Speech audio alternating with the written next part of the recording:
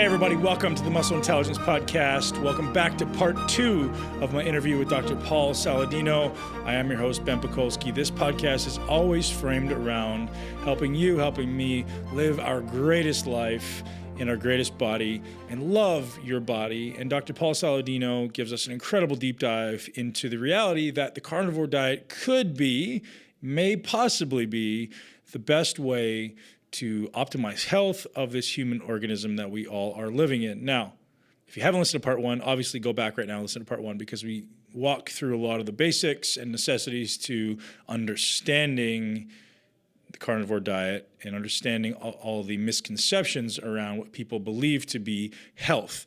So we talk about things like vegetables, free radicals, polyphenols, antioxidants, fish oils, all these things that we've been told and sold on as being necessary for health. And Dr. Saladino talks about how these things may not be what we think they are, and they might not be as necessary as we believe. We talk a little bit about how plants are, in fact, known toxins. They are designed to create stress in our body. And I bring up the term hormetic stress, and Dr. Saladino doesn't believe that vegetables are necessarily causing a beneficial stress, more of an inflammatory response, and he's got a brilliant response to all of those aspects of the conversation. I also want to give a special shout out to our sponsor for today's episode. We're bringing back Four Sigmatic. You guys loved it. You guys know I love it. Four Sigmatic is hooking you up, and Dr. Saladino actually speaks a little bit about how humans over time have evolved to eat a lot of fungus. So we eat fungus being mushrooms. And, if you are eating meat, there may be a useful addition in adding mushrooms to optimize health and nerve growth and optimize the nervous system. We know that fungi have tremendous positive benefit to the nervous system of the human species. And I strongly suggest if you are eating carnivore or any type of diet, you may want to consider adding, at very least, lion's mane and reishi into your repertoire. I've been using cordyceps a lot lately as I try to optimize my endurance.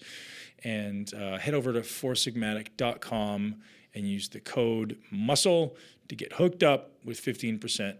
Enjoy the show with Dr. Paul Saladino. So none of these substances you're bringing up, like the oxalates and the anti-nutrients, are at all present in animal tissues. And following that up, is there no benefit then to, I know you don't like to use the term, but the hormetic response to these toxins, like upgrading detox pathways, upgrading certain pathways in the body? Great questions. These plant pesticides, as far as we know, there are 0 toxic compounds in animal foods. And I like to think about this from the perspective of operating systems. Like animals are the same operating system as humans, and plants are a completely different operating system. Plants are PC. I mean, we could see whether we're biased to Mac or PC here. Plants are PC, and or plants are, like a PC version, and animal foods are Mac, et cetera. So basically these are a whole different operating system. They're from a whole different kingdom of evolution. There's a plant kingdom and an animal kingdom. And if we look in the plant kingdom, there are myriad toxins. We are talking thousands, tens of thousands of these plant toxins, these plant pesticides. In animals, there is nothing like that exists. And there are 0 known toxic compounds in animals. Now, the caveat to that statement is that we can create toxic compounds in animals by overcooking them. We can create polycyclic aromatic hydrocarbons, heterocyclic amines, if we overcook animals or we cook them incorrectly. But we can easily mitigate that by being careful how we cook the animals. But say we're hunting and we kill a deer. In that deer, there is nothing that we know of that's toxic for a human at all. 0 toxic compounds. Whereas in a cabbage, there's 49 natural pesticides that we just know of. And the names of these compounds are a mouthful. They're the things you don't want to put in your body, 3-methyl thiopropyl L-glucosinolate, 3-methyl sulfonyl propylate glucosinolate. I mean, these are organic molecules that we've never seen as humans. And then plants are saying, hey, we're a different operating system. I'm going to make a bunch of quote, and now I'm returning to the metaphor of different operating system. These are almost like plant viruses, right? Now, these are not the virus in the sense of the infective particle. These are like computer viruses. Within the metaphor of like a different operating system, these could be considered like plant viruses. These are molecules that our operating system has never seen, and they create a lot of problems. But there are none of these toxic molecules in animals. Now, the other caveat is that humans do make oxalate in some processes in our body, but oxalate is found in much higher concentrations in plants. If we over supplement with something like collagen, there is a pathway by which hydroxyproline, which is one of the amino acids in collagen, and I'm getting pretty geeky here. Some of your audience is like groaning. No, we love it, man. We love it. Some of the audience is groaning, and some of the audience is loving it. But I'm trying to make it good for people. So hydroxyproline is one of the 3 amino acids in collagen, and that can be metabolized to oxalate if we overconsume it. But it's probably only an issue if there's a B6 deficiency, which would push hydroxyproline into that pathway that's more of an oxalate pathway. So I don't want to say that humans don't ever have oxalate as part of a detoxification pathway in our body, but we never have oxalate at the levels that are produced in plants, and we don't use oxalate for anything in our bodies. But in terms of the other things, all these plant pesticides, phytic acid, digestive enzyme inhibitors, none of these things are found in animals at all. And then the other thing I will say, and I'll bring up a couple of studies here that I think people will find really, really interesting. So I've posted about this on my Instagram. The other question you're asking is about hormesis and whether or not these compounds are beneficial, increasing oxidative pathways. So there are a number of studies that I've found recently to refute that directly refute the idea that eating fruits and vegetables does anything for humans from an oxidative perspective or from an antioxidant perspective. So maybe we can put these in the show notes, or I'll give people the titles of these studies right now so they can look them up. But the first of the studies is no effect of 600 grams of fruit and vegetables per day on oxidative DNA damage and repair in healthy non-smokers. Right. I saw that one on your Instagram. Yeah. So this is something that I'll let sink in. So that is a crazy study. Like wait a minute. That is more than a pound of fruit and vegetables a day. And it's an interventional study, right? So this is what is a counter to the epidemiology. This is direct contrast. This is not epidemiology. This is an interventional study. It can't be a blinded interventional study because you can't blind people to fruit and vegetables. But this is an interventional study in Denmark where they took 3 groups of people, and over 24 days, they had one group of people that ate no fruits and vegetables, 0 fruits and vegetables. And you can see in the paper what they ate. And it wasn't a carnivorous diet. I think that I wish they'd done a carnivore diet arm, but they just ate like a regular Danish diet with no fruits and vegetables. The second group ate 600 grams, so over a pound, almost a pound and a half of fruits and vegetables a day. And the third group was given a pill that had the polyphenols from the equivalent polyphenols, their estimate, from 600 grams of fruits and vegetables in it. And what they saw at the end of the study was no difference in markers of DNA damage or oxidative stress between the 3 groups, which is crazy. It totally flies in the face of the notion that fruit and vegetables have this antioxidant benefit in humans. And this is a little different than hormesis, and I'll clarify that. But if you look at the study, they did some darn good analyses here. They looked at markers of DNA damage, like 8-hydroxy, 2-deoxyguanosine, like we talked about. They looked at endonuclease 3 sites. They looked at that formamidopyrimidine sites. They looked at sensitivity to hydrogen peroxide. They looked at excretion of the DNA damage compounds and expressions of excision repair, DNA regulation genes, and they saw no difference. So they did a robust number of measures of DNA damage, and they saw nothing. And people might say, okay, I just want to let that sink in. Like, wait a minute, a pound and a half of fruit and vegetables, and they talk in the study about the actual over what duration? 24 days. They talk in the study about the actual fruit and vegetables people were eating. They were eating brassicas and cabbage and carrots and things you would expect to be like good. And they weren't just eating, I don't know what vegetables people would say they weren't just eating cucumber. That wasn't like the only thing. They were eating things that people tout as like the bastion of antioxidant defense. And the crazy thing is that there are multiple studies like this. I don't know why we haven't heard more about these studies, but at the risk of, overly doing this, I'll tell people one or two more of this just so they can look at the actual titles. This one is from 2018. The title kind of says it all. You can guess what the results are. Effects of a high consumption of vegetables on clinical, immunological, and antioxidant markers in subjects at risk of cardiovascular disease. The conclusion is, they say no significant changes were detected in clinical, immunological, or antioxidant markers in biological samples.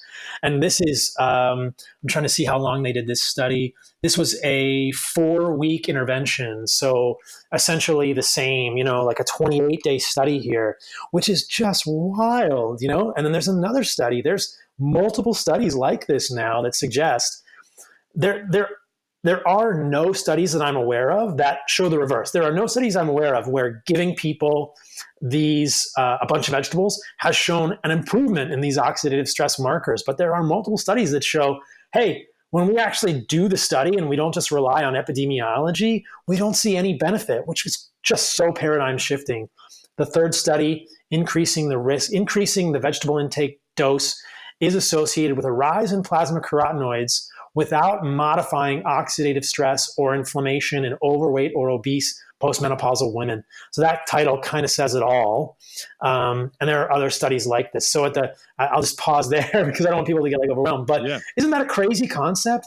So there's one kind of divergence here that I have that's along the same lines is how much data have you looked at that maybe quantifies the benefit of exogenous antioxidants, exogenous polyphenols, anything like that? So, has anyone been able to prove these compounds given via supplement form has actually benefited us? Or is that something that's completely subjective based on the marketing we're being exposed to?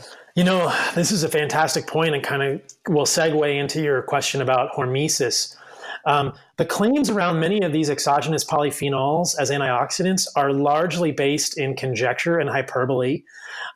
It's a pretty bleak field. We can dive into sulforaphane as an example if you'd like, but I think that there are some molecules that we have seen a hormetic benefit from. There are some studies that show that when we give sulforaphane, that DNA damage does go down. And I'd like to talk about those because there's an interesting nuance there, okay? So but that doesn't happen with all the polyphenols, and there are concerns about this because we're getting back to the idea of the different operating systems. So the sulforaphane example will be illustrative, I think, here. So sulforaphane is a very highly oxidatively reactive compound that is formed when myrosinase combines with glucoraphanin. So in a brassica vegetable, in a broccoli sprout or kale or any of these brassica vegetables, the plants don't have sulforaphane. They have glucoraphanin. And what happens is myrosinase is an enzyme in the plant that combines with glucoraphanin to create sulforaphane when the plant is chewed. So this is kind of interesting. This is actually the plant's idea that, hey, if you chew my leaf, if you chew me, I am going to make a compound that is different than what I had before. And this compound is going to be damaging to you. And so sulforaphane is a very oxidatively stressful compound. It's very oxidatively reactive. It's very reactive from a redox perspective, okay?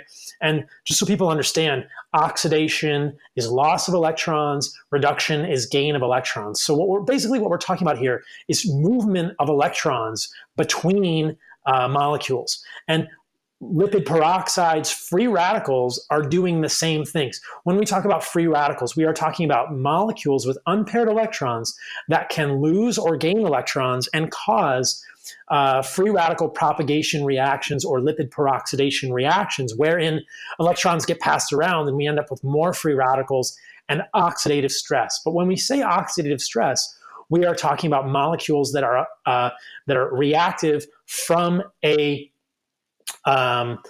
molecules that are reactive from an electron donation and acceptance perspective. So sulforaphane loves to do that. It is very oxidatively reactive. It's going to be a molecule that is going to lose electrons and create other free radicals in our bodies. Now, the reason it's found to have some benefit is from this hormetic effect. And that is what happens when we have a small amount of a poison. But let's be clear, this is a poison. Sulforaphane is a toxin produced by the plant in this reaction only when the plant is chewed. If sulforaphane were present in broccoli, it would be very stressful for the plant, and it would cause the plant oxidative damage, and it would probably kill the plant. So you can't have a plant with sulforaphane in it. But when you chew the plant, you get sulforaphane. Our bodies are so evolved that what we see is when we get sulforaphane in our bodies, we absorb it and then we immediately detoxify it. Sulforaphane does not circulate in the human body. It does not have a unique role to any significant effect. It will circulate for a short amount of time before it gets excreted, but it's immediately detoxified. There's no point in human biochemistry at which these molecules serve a unique role. And so sulforaphane is an oxidative stress. We get rid of it, we conjugate it to glutathione, we immediately excrete it, but it then triggers the NRF2 pathway, which causes us to increase our own glutathione, which is really the prototypic mechanism for hormesis. So sulforaphane itself is not an oxidative, it's not an antioxidant, it's the reverse. Sulforaphane is an oxidant. Sulforaphane has actually been shown to create lipid peroxides that is damaging oxidative products of lipids like 4-HNE and acrolein in membranes.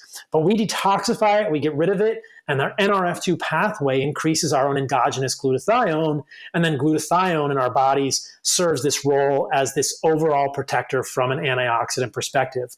But what these studies, I think, are showing, and what we see is that that's redundant, right? We don't actually need that extra glutathione. If you look at these hormesis studies, you can show in a very small model that you decrease DNA damage. But when we look at the actual intervention trials and people are eating brassica vegetables, we don't see any difference because most people, if they're eating a healthy diet or doing other healthy things, make plenty of glutathione and have a totally robust glutathione antioxidant response. And that's the kind of stuff that you see on a carnivorous diet as well. This goes back to your first question to me about my labs. I've tested my glutathione. My glutathione was really, really high on a carnivorous diet, right? So the mechanism of sulforaphane and many of these polyphenols is not unique, and we can make enough of our own glutathione without them. And then perhaps the most important piece here is that because these molecules like sulforaphane and others, which we can go into, are from a different operating system, then they have collaterally damaging effects. In the case of sulforaphane, when it circulates in the human body, it competes with iodine at the level of the thyroid and can push people toward a hypothyroid state. So what we're doing is we're taking this compound that's doing something for us that is not unique, that we can do on our own, and then it also has a damaging effect to our thyroid. I definitely think there are people walking around out there with hypothyroidism or subclinical hypothyroidism because they are eating too many broccoli seeds and broccoli sprouts at the urging of Rhonda Patrick or others. So does that make sense? Yeah, absolutely. Now, I know on the podcast we did with Mark Bell, you talked a lot about fiber. So I don't want to go down too many rabbit holes, but that's one I think we should overcome, right? So most people have this belief, myself included, up until very recently, until I heard you speak about it, believe that fiber was just this kind of overall healthy thing. You need to get a wide range of different types of fiber, and you're going to overall see improvement in blood markers, improvement in lipids, improved digestion, et cetera, et cetera, et cetera. I first began to question it when, over the last maybe 6 months, my vegetable consumption was high, and I was actually noticing my inflammatory markers going up. Oh, interesting. Which is why I was so open-minded to, this idea of trying carnivore for 30 days. Yeah, the fiber thing is very interesting, and if people are, I'll do my best to give a rundown here. If people want more detail, they're welcome to refer to the debate I did with Lane Norton on Mark Bell's Power Project, because we went into this in detail, probably ad nauseum, no pun intended. But the fiber story is interesting. And the fiber story kind of mimics other stories that we see with humans thinking about problems in medicine. There is this idea that we've done this multiple times. We've made this mistake over and over in human history. We go to indigenous cultures, we notice that they don't have a disease which is plaguing Western society, and then we make a guess about what it is they are doing that is causing them to be free from that disease. And we have been wrong probably 100% of the time because we are using a westernized framework. We did it with the Eskimo in regard to heart disease. We saw the Eskimo eating a crap load of fat. And we said, wait a minute, they're eating all this fat. We are sure, in air quotes, we are sure that fat causes heart disease, but they don't have fat. So what is protecting, but they don't have heart disease. So what is protecting them from heart disease? We said, it must be the omega-3. Well, that's wrong. We know that we need omega-3, but it wasn't the omega-3 that was protecting them from heart disease. It's probably just the idea that whale blubber and fat don't actually cause heart disease, right? We did the same thing when a guy named Burkitt went to Africa, and at that time, people were thinking about diverticulosis. And diverticulosis, which is the outpouching of submucosal layers of the colon through the muscularis mucosa, creating these blind diverticuli, that was rampant and is still rampant in westernized society. We know that people above the age of 50 have, I think, upwards of 70 to 80% of those people have diverticulosis. And much diverticulosis is asymptomatic, but when diverticula become symptomatic, they can bleed, which is a very big deal, or they can become occluded, causing diverticulitis, which is kind of similar to appendicitis. The appendix is another blind loop, but it's not a diverticulum. But the diverticula can get occluded, causing diverticulitis, which is like a pus pocket in this blind loop. Those can rupture, causing sepsis. So diverticulosis is a big deal. It's not a normal condition. We know that humans do not get this invariably. And Burkitt went to Africa and saw people eating a crap load of fiber, pun intended, and taking big poops. They were taking huge shits. And he said, hey, they don't have diverticulosis. It must be all the fiber. Except that's completely wrong. And now we're beginning to understand that diverticulosis is probably a disease of inflammation. There's more and more evidence that there is lymphocytic, that is immune cell infiltration into the diverticula. So the idea that diverticulosis is in any way related to fiber, or that fiber is protective against diverticulosis, has been disproven time and time again. Diverticulosis is probably an autoimmune condition or an inflammatory condition in the colon, whereby the immune system is causing, potentially attacking the colon wall and causing weakening because we see this lymphocytic infiltration. That's neither here nor there. What we see in the evidence is that when we actually look at westernized humans, and there was a study done in 2012, which is super interesting. And this was a study where they did colonoscopy, which is the way to see diverticuli. And they looked at people with increasing rates of diverticulosis, and they asked them how much fiber they were eating. What do you think they found? They found that the more fiber someone ate, the more diverticulosis someone had.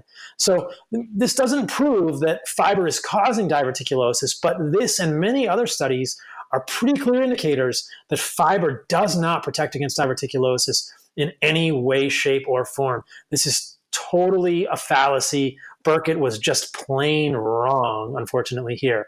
So that's the first part. People say fiber will protect against diverticulosis. Fiber will improve constipation, like you were saying. But what we actually see in terms of constipation in the studies, we're shifting now from diverticulosis to constipation, is that in interventional trials, when people stop or reduce dietary fiber, the constipation and the associated symptoms get better. It gets better. So this is a 2012 paper from the World Journal of Gastroenterology. The title is Stopping or Reducing Dietary Fiber Intake Reduces Constipation and Associated Symptoms. In this study, they had a group with 0 fiber, and that group was composed of 16 people. So they had 3 groups. They were all 16 people groups. They had 0 fiber, reduced, and regular amount of fiber. In the 0 fiber group, 100% of people with gas, bloating, and constipation had complete resolution of their symptoms. So again, this is kind of like the polyphenols in vegetable study. It just kind of makes your head do that. Like your head just blows up. You're like, what? This is so contrary to what I've been told. You go to the doctor with diverticulosis or constipation, what are they going to tell you? Eat more fiber.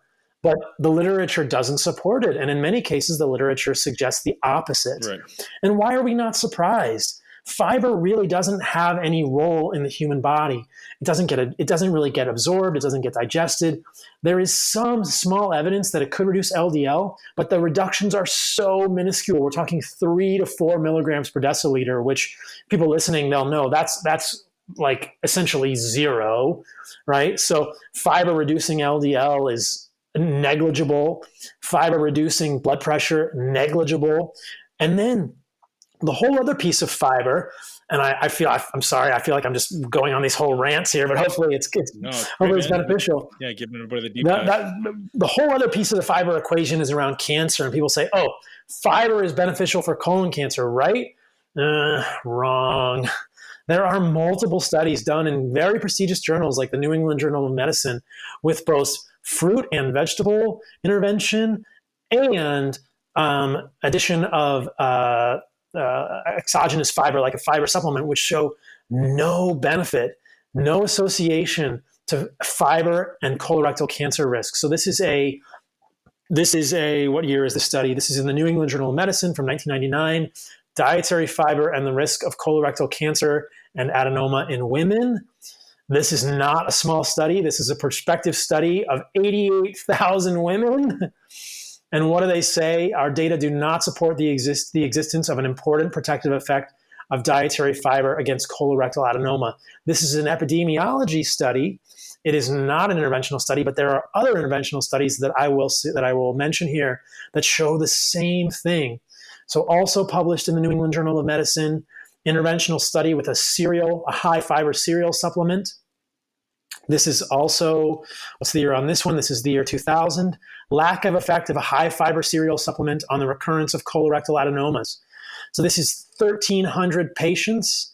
The conclusion, as used in this study, a dietary supplement of wheat bran fiber does not protect against recurrent colorectal adenomas. We see the same thing. We can't assume then, though, that reducing fiber would basically what I want you to get at is we hear the opposite is true, right? We hear that someone with no fiber, with a high meat diet would be pro-tumorous, but pro-cancer causing, right? So how would you kind of refute that argument? Obviously, we know that massive amounts of cancer or cancer supplementation, massive amounts of fiber or fiber supplementation is not the cure. Right. But how about the flip side? Like, there's tons of people out there making the argument, if you don't have any fiber, if you only eat meat, are we not going to predispose ourselves to cancer? Right. So this is another really interesting piece of this. If we look at red meat and cancer, the association doesn't exist in any particular, like in any substantiable way in the literature. So this is a very, very big misconception. So there was a study of meta-analyses done by a group called the IARC. I don't know exactly what the acronym stands for, but what that group found, and this is where it all comes from, there was a statement issued by the IARC that meat was associated with cancer. But if we actually break down and look at their statement, there were over 400 studies that had studied meat and cancer, colorectal cancer specifically. And this group chose to only look at 15 of those studies.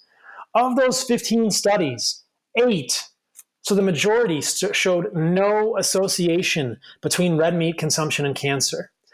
5 showed a non-statistically significant association, but again, not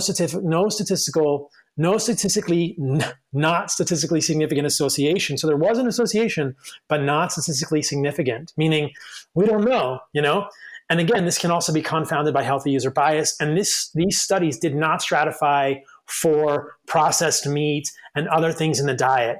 There was only, out of those 15 studies, there was one study that showed a statistically significant association between meat and cancer. And if you look at that study, that association is only there when you in the people who are obese and diabetic. And it is much stronger for processed meat. So what we're seeing here is a vastly misinterpreted idea in the data that there's any association between red meat and cancer of the colon or really anywhere else. Very interesting. The counter argument to this is a large study that was done in Asia, which is super interesting, right? We never really think about this, but healthy user bias is more of a westernized concept. In Asia, there hasn't really been the same sort of propaganda or the same idea that has been promulgated in society for the last 60 years, that red meat is bad and that vegetables are good. So if you're in the Western country in the last 50 to 60 years and you're eating a bunch of bacon and hamburgers, you are somebody who's a rebel. You are wearing a leather jacket, you are riding a motorcycle, and you are living independently, man. You are like Steve McQueen, smoking cigarettes, not exercising because you say, I don't care, I'm going to do what I want.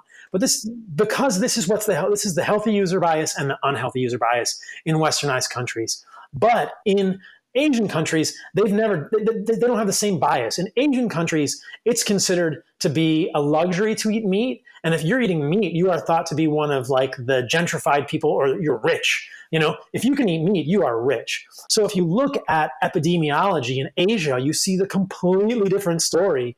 So this is from the American Journal of Clinical Nutrition in 2013. And the study is called Meat Intake and Cause-Specific Mortality, a pooled analysis of Asian prospective cohort studies. So what they looked at in this one was over 112,000 men and women. They're followed for 6.6 to 15.6 years. They looked at all-cause cancer, cardiovascular disease deaths, and associated it with meat consumption. And what they said is ecological data indicate an increase in meat intake in Asian countries. However, our pooled analysis did not provide evidence of a higher risk of mortality for total meat intake, or provided evidence of and it actually provided evidence of an inverse association with red meat, poultry, fish, and seafood in those populations. So red meat intake was inversely associated with cardiovascular mortality in men and with cancer mortality in women in Asian countries. So that is just amazing to me. Like if we take out the health user bias, it becomes much less clear. And these things, which are parroted as canon, in Westernized, they don't even occur in Asia. Like, women had less of a chance of dying from cancer when they ate meat, and men had less of a chance of dying from heart disease when they ate meat in Asia. So, and if you, like I said before, if you look at the actual studies that are behind any purported or promulgated idea that meat is going to cause cancer of the colon, number one, there's no mechanism. And number two, the studies don't actually show it. And the only study that shows it, you have to, if you adjust it for adiposity and prediabetes and diabetic conditions, that's where you see the strongest association. So it's a very misconstrued concept. Does that help? Do you think that'll help people understand it? Oh, absolutely, man. I've just got a few more quick questions, and I want to ask, you brought up glycine and collagen ratios relative to animal protein. And do you have any kind of rules that you live by as far as how much? And just have you talk about that for a minute. Yeah, so this is interesting. I think that the idea here is that when we look at human biochemistry, we know that we need methionine and glycine without getting, I guess we've gotten pretty darn deep dive in a lot of these other things in this podcast, but, the human body buffers excess methionine by using glycine. And so what we see is that methionine is higher in muscle meat and glycine is higher in connective tissue. Now, I should clarify that statement. If you look at muscle meat, it's about 7 to 8% glycine and about 2% methionine. If you look at connective tissue, it's about 0.9% methionine and about 23% glycine, which we would expect because collagen is a 3 amino acid peptide, which is composed of glycine, proline, and hydroxyproline. So collagen protein, that if we're getting hydrolyzed collagen or we're eating tendon or connective tissue, it's a little less than a third glycine. And muscle meat has more methionine. So what we're seeing here is that if you look at animal studies, a 2% methionine diet is considered to be a pretty high methionine diet. And what they have found in animal studies is when they overfeed methionine and they restrict glycine, the animals don't do as well. They tend to get sick, they have inflammation, they have oxidative stress. So what I am thinking of with regard to methionine and glycine ratios in the setting of a carnivorous diet is this idea of nose to tail, that when we're eating the whole animal, we're not just going to eat the muscle meat. We're probably not always going to be eating meat with a methionine of 2% and a glycine of 8 or 9% or 7 to 8. We're going to be eating connective tissue that has twice the amount of glycine or 3 times that amount of glycine. And that's probably going to balance and change this methionine glycine ratio a little bit. So what I caution people against is just eating muscle meat on a carnivorous diet. If people look at my social media, they'll see that I'm all about eating nose to tail. I'm all about eating organs and collagen and, omega-3s from salmon roe, et cetera, because I want if you look at it, that is the way in which we find real useful symmetry and balance and all these nutrients that we're getting from different parts of the animal. So my concern is that if people are just eating muscle meat, we may imbalance methionine and glycine. And this is testable. If people come to me, and I can test things like pyroglutamate, I can test glutathione levels, I can test serum glycine or plasma glycine levels, and I can directly measure to make sure that they're getting enough glycine. Well, why do we care about getting enough glycine? Like I kind of alluded to earlier, we want to get enough glycine because we're going to use up glycine when we buffer methionine, and glycine is one of the 3 amino acids in 2 critical proteins in the human body: glutathione, which we talked about, and collagen. So if we get glycine deficient, we're going to get oxidative stress because we're not going to make enough glutathione. So that is why I advocate for people combining things like collagen, tendons, bone broth, which are all good sources of collagen and therefore sources of glycine, with the muscle meat. And I just don't want those to get imbalanced in people because I fear that just eating muscle meat may be too much methionine for people. And we just need to test it, or people can sort of just give themselves a buffer and imagine eating tendons, imagine eating the whole animal, and you get more of these connective tissues, whether it's skin or tendon or any of these other pieces of the animal. Does that make sense? Yeah, absolutely, man. So just 2 more easy questions for you. We didn't speak about monounsaturated fats at all. So olive oil has been shown to have tremendous positive implications in bringing down inflammation. Any thoughts or opinions on adding that to a carnivorous diet? Yeah. So the reason that olive oil is beneficial goes back to kind of like the sulforaphane story. Olive oil is a source of polyphenols. And again, what olive oil is doing is increasing our own glutathione. And so my argument would be that the polyphenols from olive oil we may not need. If we can create an ideal state, an optimal state with glutathione by giving our body enough precursors to make glutathione, which would be cysteine, glutamine, and glycine, and we're giving our body other hormetic stressors in the setting of sunlight or exercise, we're probably going to get plenty of glutathione, and we're going to have an ideal glutathione status. I don't think we need the olive oil polyphenols to do that. The other thing is that the olive oil polyphenols have never been studied for other detrimental effects in humans. So I worry about that as well. And then there's the other piece of the plant oil equation is the oleosins, which are actually proteinaceous molecules in the fat. So from an immunologic perspective, I think it's cleaner to just not have plant compounds on a carnivorous diet. I don't see a unique benefit to olive oil. Could it potentially have a hormetic effect? Yes. I think olive oil is probably most beneficial in that it replaces other vegetable oils. So when you look at the olive oil studies, it's beneficial because it replaces omega-6s, which are probably very, very damaging. But we also have to remember that olive oil is a monounsaturated fatty acid. It can oxidize. And I do not believe that it is the panacea, the fountain of youth that Stephen Gundry wants to say it is. I don't think it has a unique benefit. I mean, that guy takes like a bath in olive oil every day, practically. Like, I just don't think it holds the promise that we expect it to. Is it better than canola oil? Hell yeah. And in interventional studies, if they compare olive oil to canola oil, that's like comparing, those are not even in the same ballpark, right? But I don't think olive oil has a unique benefit in terms of its polyphenols. I don't think it's doing anything unique. And I worry that the oleosins in the oil could trigger people. And then I also worry that these polyphenolic compounds in olive oil are from a different operating system.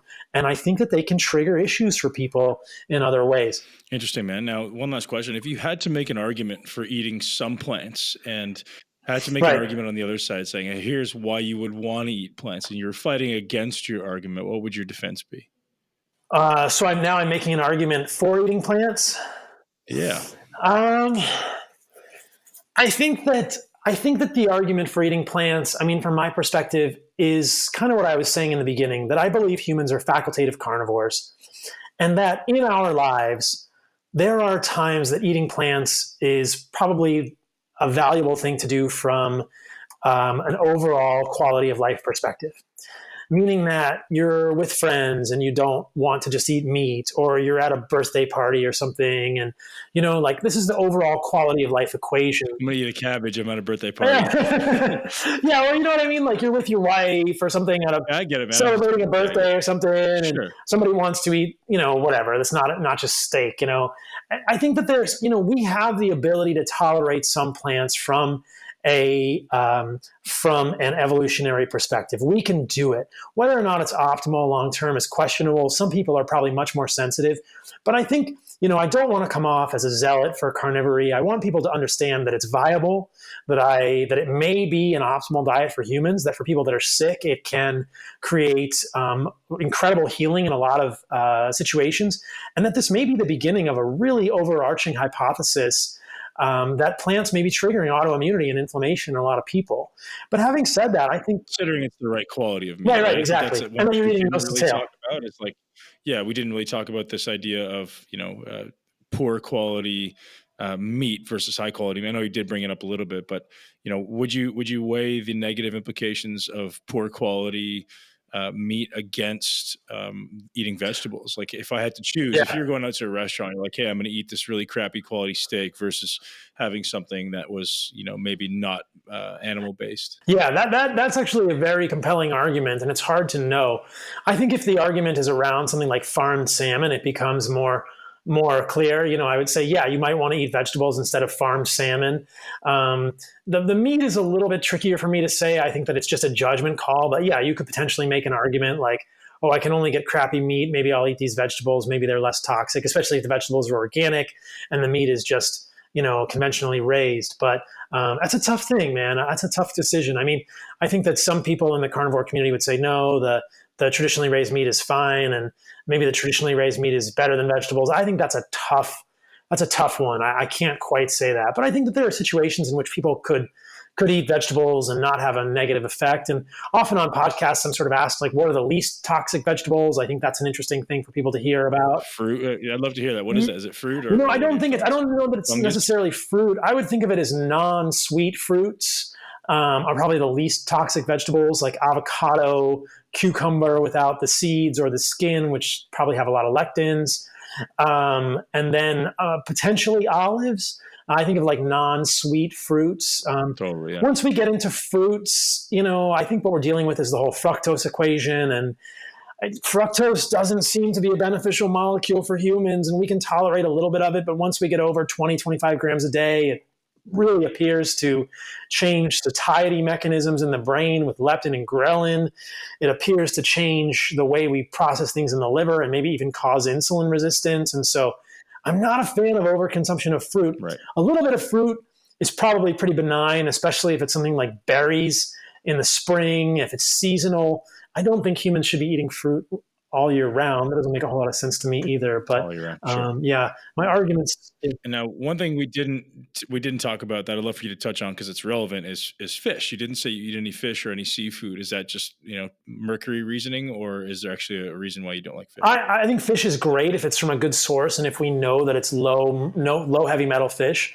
I will eat mussels and scallops and oysters from time to time. I eat salmon roe every day. It's wild salmon roe. And occasionally I'll eat wild salmon, but unfortunately, even wild salmon has higher levels of mercury than I would like. And in my clients who are eating wild salmon 3 to 4 times a week, I do see sometimes some elevated serum heavy metals.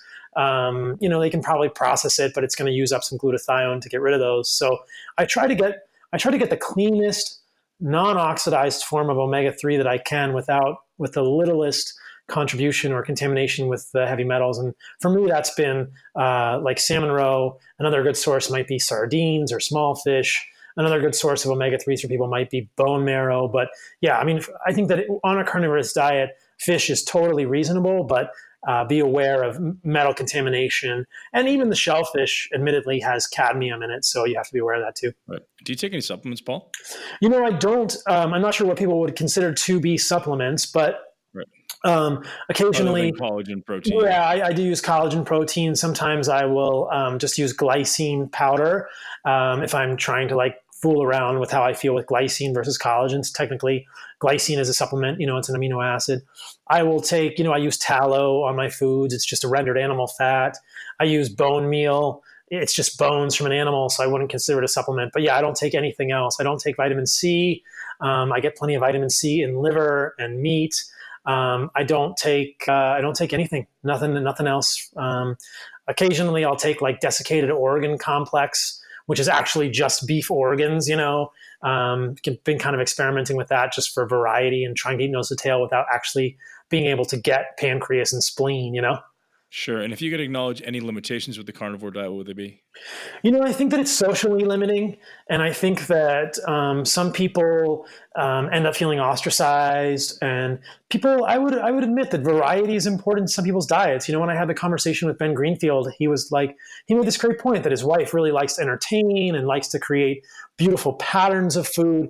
I think that probably the biggest limitation of the carnivore diet is it doesn't look as good in photos. Right. The carnivore diet is not the supermodel on photos on Instagram. I mean, there's only so many ways you can photograph a steak. And I'll admit, right, plants are beautiful. I just don't know that they create optimal health when we put them in our mouths. They're beautiful on our plates. And I love seeing, like a flower or, a garnished thing of green next to my steak. But I mean, I think that the carnivore diet doesn't look good like other plant-based things do. The other thing I'll acknowledge about the carnivore diet is unless you do a carnivore diet intentionally, and I would argue with attention to eating nose to tail, you can get nutrient deficiencies. And that's what I'm trying to hopefully educate people about eating nose to tail. If you just eat muscle meat, you probably will get deficiencies in things like folate, vitamin A, biotin. You could get a zinc and copper imbalance. Eating nose to tail, those don't happen, which is kind of this beautiful symmetry of eating animals. They are our operating system. And if we eat the whole animal, we don't see any of those problems. There's vitamin A in the liver, there's copper in the liver to balance zinc and muscle meat. You'll get plenty of folate, generally from egg yolks and liver, and you'll get biotin from liver and egg yolks, and you'll get manganese. And if you eat the bones, you'll get some boron. And so, yeah, but that's the real problem with the carnivore diet is it's so restricted that people can run into deficiencies if they don't construct it with a lot of attention to those nuances. Dr. Paul Saladino, that was amazing. And I'm sure everyone's going to have to go back and listen to it twice. Dude, I'm very grateful, and I'll keep you posted on my progress. I'm very curious to see. Absolutely, I feel dude. amazing already. I'll tell you that. Like, energy-wise, sleep is better. I have been consuming a lot of protein, but I mean, I'm just kind of eating when I'm hungry, and I notice I'm less hungry, less likely to have cravings. Yeah. And keep it posted, man. I'm very grateful for your wisdom and your inspiration on the topic. Man, it's so much fun to do it. I love coming on, and it's so cool to be a part of this community. Like, I'm really happy to be a part of it and to be able to contribute. There's a lot of really cool people in this community thinking outside of the box, and I just hope it benefits people in long term. I hope people who are sick see it as an option and people get better, or people are able to lead better lives. Ultimately, it's just about helping people lead better lives. And, however we can do that, whether it's if people feel their best on a vegan diet, then I cannot deny that there are probably humans out there that may feel that way, but it would be an interesting thing. Hopefully I'll get a chance to have a conversation with Rich Roll in the future and things like that. But yeah, I think it's a fantastic thing. I'm super grateful to be a part of the community. And where should our listeners go to find out more from you? Yeah. So probably if people want to work with me, I'm a functional medicine doc. They can email me at paulsaladinomd@gmail.com. My last name is spelled like Saladino, like salad and dinosaur. A little irony there, Saladino. I'm on Instagram at paulsaladinomd. I post a lot of content there. I'm on Twitter at MD Saladino. Twitter seems to be a place where people just generally get into arguments these days. So I try to also share content on Twitter, but Instagram is the main spot. I'm on Facebook at Paul Saladino MD. I've got a YouTube channel people should check out. If they just Google Paul or they search Paul Saladino MD, they'll find my YouTube channel. I'm always trying to make more videos that are really high quality, talking about all these concepts, and people can refer back to that. And then I'm on Patreon. Just look for Paul Saladino MD. And that is where people can find me, reach out to me. Are you still a practicing physician? Yeah. And that's why you're moving down to San Diego? Is that where you're going to open a practice down there? Mm-hmm. Yeah, I'm going to open a private practice there. And it'll be interesting to see, I think the practice is going to be busy. I'm also writing a book, and I really enjoy seeing patients in person because I feel like being grounded clinically really helps me substantiate what we're doing here. It's so valuable for me to see my blood work, other people's blood work, to see what people run into. I want to stay on the ground as a clinician. I really like sharing content. I really like doing conferences and stuff. I'm going to be at KetoCon in Austin in June. I'm actually going to be at Paleo FX in Austin in April, but just hanging out with people. I'm not presenting there. But I love sharing content and sharing ideas, but seeing patients helps me translate it into actual practice. And it's been so valuable to actually see all the people's labs and like, yeah, this works, like your inflammatory markers look great. Like your kidneys look great. Your thyroid looks fine, and then like we were talking about earlier, to see the parts where the carnivore diet says, oh, this is really going to challenge our intellectual framework around things like lipids. Most people, or some people, not everybody, some people on a carnivore diet have LDL particle numbers that go real high. And, we're trying to figure out if that's an issue or not. I don't think it is, but many people in the lipid space. Have you started looking at the genetic components, like the certain SNPs predisposing people to elevated lipids with high saturated fats? I have, and it doesn't correlate as much as I wish it did. Yeah. It just doesn't. Yeah. It gets close. People say that, like, or maybe it's this SNP, it's FTO, or it's PPAR gamma or PPAR alpha, but I haven't seen it as much as I would expect. I'm sure that it is some sort of a genetic thing.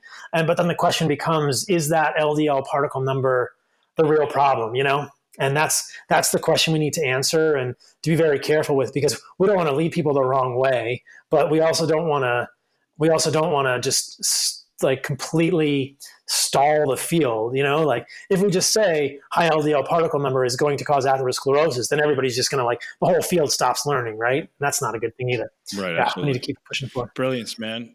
I appreciate your time. I know we've gone a little long, but I'm sure our listeners are going to love it. Thank you very much. Yeah, of course. Thank you, brother. I'll talk to you soon. Appreciate it, man. All right, ladies and gents, that's a wrap. Hopefully you stuck around to hear all the incredible gold that Dr. Saladino dropped on us today. So much valuable information. And as I said at the end of the first episode, if this is not for you, I strongly suggest you keep an open mind, because the first time I heard about this, I was completely closed-minded and thought it was absolutely ludicrous that somebody would only eat muscle. But they're not just eating muscle, they're eating organs, they're eating ligaments and tendons and even bones.